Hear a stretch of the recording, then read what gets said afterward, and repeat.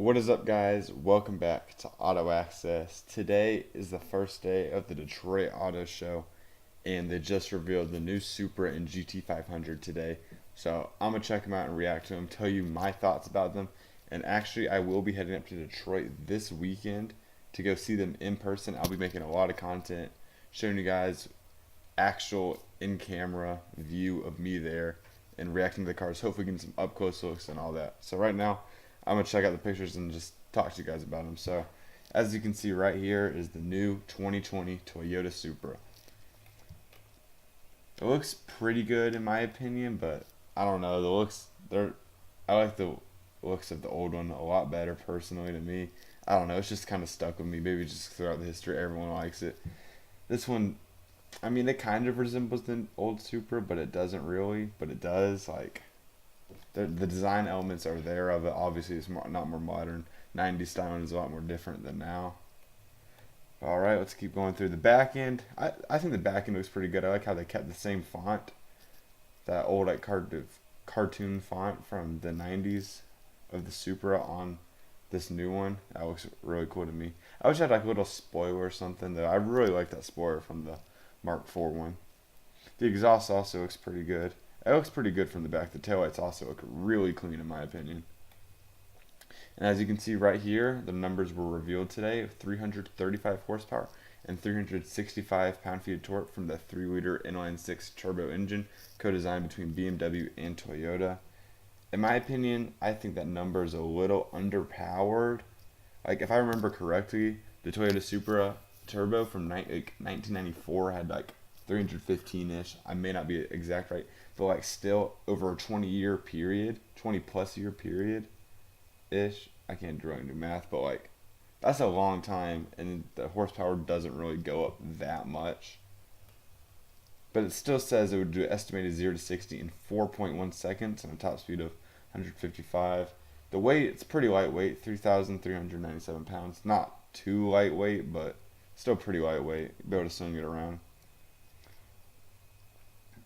Oh wow, that's actually I did not know that right here at 335 horsepower. It's actually less powerful than the Z4, which is basically what it was like co-designed with BMW for. They were co-designed together. And the Z4 is 382 horsepower.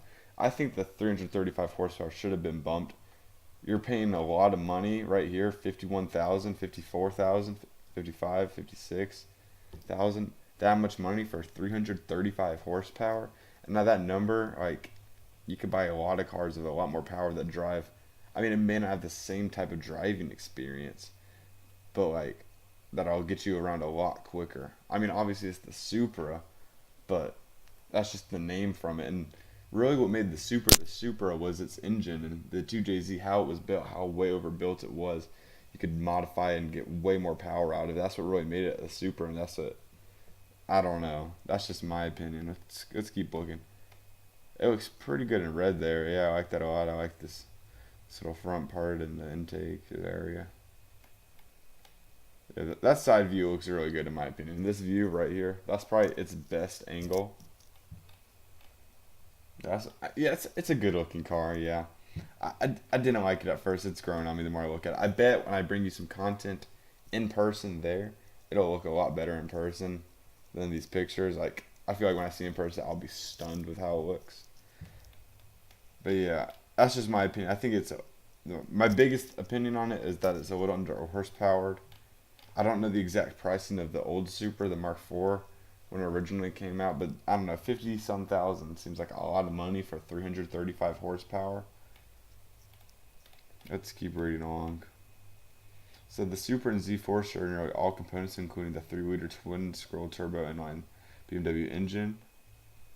And they're also making a 4-cylinder turbo, but they did not announce that yet, or like the numbers or anything behind it at the auto show. They may do that later on. Maybe when I get there in person, I don't know. When if they have a press conference about it. Yeah, pricing for the 4-cylinder has not been announced. It looks very good on the interior though. Those seats look those look comfortable. Hopefully I'll get a chance to go sit in one. Yeah, these images, the Supra looks very good. I actually must say. Yeah, it's growing on me a lot. Yeah, that looks pretty badass. That angle. This is actually my first time seeing some of these images. I've seen some of them, like the generic pictures, but a lot of these I hadn't seen before. So yeah, I guess that's pretty good. And wait, was it a dual clutch? I think it was an 8-speed dual clutch transmission as well. There's yeah, 8-speed. Doesn't say if it was a dual clutch there, but that should be a very quick transmission. I'm assuming it's the one from the BMWs. But I think it was still co-designed. Yeah, right there, that looks exactly like a BMW transmission right there. And the whole interface right there, that looks exactly straight out of the BMW. Toyota, yeah, still, you can see a lot of the design elements right in here of a BMW. And I don't really actually know what too much of a Toyota looks like, but I see a lot of BMW resemblance in this front area right here. I've been in a BMW a lot, but not a Toyota too much, but still. All that was straight out of it. So that's my thoughts, I guess, about the Mark V Supra. I guess big points is I think it needs a little more horsepower. I mean, when you're driving it, you probably won't notice it, but just the number wise for that price point, it's priced pretty good, I guess.